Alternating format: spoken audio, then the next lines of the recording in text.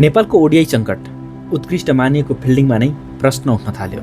हो दर्शकहरू, नेपालले पछिल्ला टी20 खेलहरूमा निकै नै राम्रो प्रभावशाली प्रदर्शन गरिरहेको थियो, तर एक दिवसीयतिर भने प्रदर्शन कमजोर बन्दै गएको छ।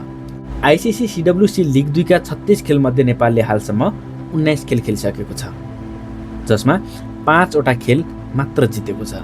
यो आँकडाले नेपालको ओडिआई मान्यता गुम्ने खतरा झनै बढ्दै गएको सङ्केत गरेको छ। नेपाल क्रिकेट क्यान अहिले आइसिसीबाट आउने करिब 60% रकम ओडिआई मान्यताकै कारण पाउँदै गरेको छ। यदि ओडिआई मान्यता खतरामा पर्यो अर्थात् गुम्यो भने नेपाली क्रिकेटको आर्थिक अवस्था पनि ठुलो सङ्कट पर्न सक्छ। त्यसैले यो अवस्थामा खेलाडी र व्यवस्थापन दुवै गम्भीर हुन जरुरी छ।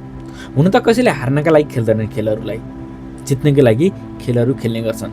अहिले अमेरिका र युएईसँगको लगातारको हारले नेपालको ओडिआई मान्यता जोगाउनका लागि निकै नै चुनौती थपिएको छ।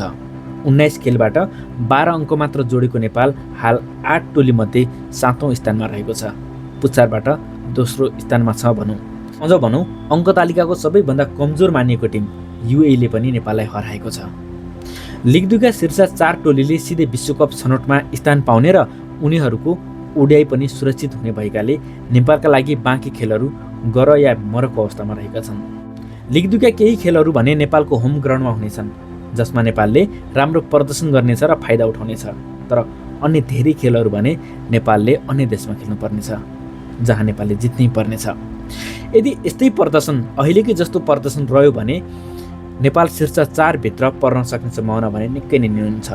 यदि त्यसो भयो भने नेपाललाई ओडिआई मान्यता जोगाउनका लागि च्यालेन्जर्स लिग खेल्नुपर्ने हुन्छ, जहाँ कुवेत, इटाली, जापान जस्ता टोलीसँग प्रतिस्पर्धा गर्नुपर्ने हुन्छ। त्यहाँ पनि 8 वटा टोली हुन्छन् र टप 4 मा पुग्ने टोलीले आफ्नो ओडिआई मान्यता जोगाउनेछन् र बच्नेछ उनीहरूको ओडिआई मान्यता। तपाईँलाई के लाग्छ दर्शकहरू, के नेपालले च्यालेन्जर्स कप खेल्न पर्ला? च्यालेन्जर्स कप खेल्न पर्ला या त नेपालले CWC लिगका यी खेलहरूबाट नै आफ्नो ओडिआई स्ट्याटस बचाउला, या त नेपाल विश्वकपमा पनि छनौट होला?